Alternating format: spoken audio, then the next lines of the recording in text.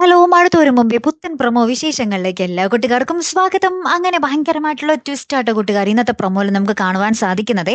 നമ്മുടെ മനു ചോദിക്കുന്നുണ്ട്, "അങ്കിൾ എന്തിനാണ് പിന്നെ നാഗരയിലോട്ട് പോയത്?" എന്ന് ചോദിക്കുന്നുണ്ട്.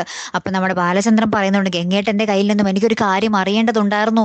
വൈജയന്തി എന്നെ കല്യാണം കഴിക്കുന്നതിന് മുമ്പ് ഒരു കുഞ്ഞിനെ പ്രസവിച്ചിരുന്നോ എന്നുള്ളൊരു സത്യം അറിയാൻ വേണ്ടിയാണ്" എന്ന് പറയുന്നുണ്ട്. അപ്പൊ മനു ആകപ്പാടെ ഞെട്ടി കൺഫ്യൂഷനായിട്ട് നിൽക്കുവാട്ടോ. "ഇതെന്താണ് അങ്കിൾ ഈ പറയുന്നേ?" എന്ന് ഓർത്തിട്ട്. അപ്പൊ നമ്മുടെ പിന്നെ ബാലചന്ദ്രൻ ആ സത്യം വെളിപ്പെടുത്തുകയാണ് നമ്മുടെ മനുവിന്റെ അടുത്ത്. "അതേടാ, വൈജയന്തി പ്രസവിച്ച കുഞ്ഞാണ് അലീന എന്നുള്ളൊരു സത്യം പറയുകയാണ്. പ്രസവിച്ച ഉടനെ തന്നെ നിന്റെ മുത്തശ്ശനും നിന്റെ അങ്കിളും കൂടെ ആ ഒരു ഓർഫനേജിൽ കൊണ്ടോയാക്കിയതാണ് അവളെ" എന്ന സത്യം പറയുന്നുണ്ട് ട്ടോ. ഈ ഒരു സത്യം അറിഞ്ഞിട്ടാണ് നിന്റെ മുത്തശ്ശൻ അവളെ അവസാന നാളുകളിൽ തിരികെ വീട്ടിലേക്ക് കൊണ്ടുവന്നതെന്നും നമ്മുടെ മനു പറയുന്നുണ്ട്.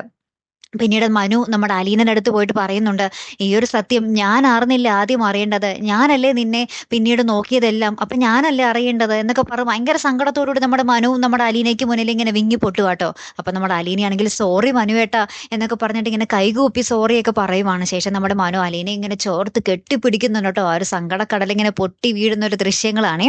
അപ്പുറത്താണെങ്കില് നമ്മുടെ വൈജയന്തിയുടെ അടുത്ത് നമ്മുടെ ശിവശങ്കരൻ പറയുന്നുണ്ട്, ഇവളെ ആരാണെന്ന് ഇങ്ങോട്ടേക്ക് കൊണ്ടുവന്നത്? നിന്റെ അച്ഛൻ തന്നെയാടി ഇങ്ങോട്ടേക്ക് കൊണ്ടുവന്നത്. അയാൾക്ക് സത്യങ്ങളെല്ലാം അറിയാം എന്നാണ് എല്ലാവരുടെയും ഒരു ധാരണ എന്ന് പറയുന്നുണ്ട്. പക്ഷേ ഇവരെല്ലാവരും ഇപ്പോഴും വിചാരിച്ചിരിക്കുന്നത് നമ്മുടെ ബാലചന്ദ്രന്റെ കുഞ്ഞാണ് അലീന എന്നതാട്ടോ. പക്ഷേ സത്യം ഇപ്പോൾ നമ്മുടെ ബാലചന്ദ്രനും അലീനയ്ക്കും ഇപ്പോൾ നമ്മുടെ മനുവിനും അറിയാം അവിടത്തെ അല്ലെ. ഇനി എന്തൊക്കെയായിരിക്കും സംഭവിക്കാൻ പോകുന്നത് അല്ലെ? കാത്തിരുന്ന് തന്നെ കാണാട്ടോ. അടുത്തൊരു വീഡിയോയുമായി വരുന്നത് വരയ്ക്കും ഗുഡ് ബൈ.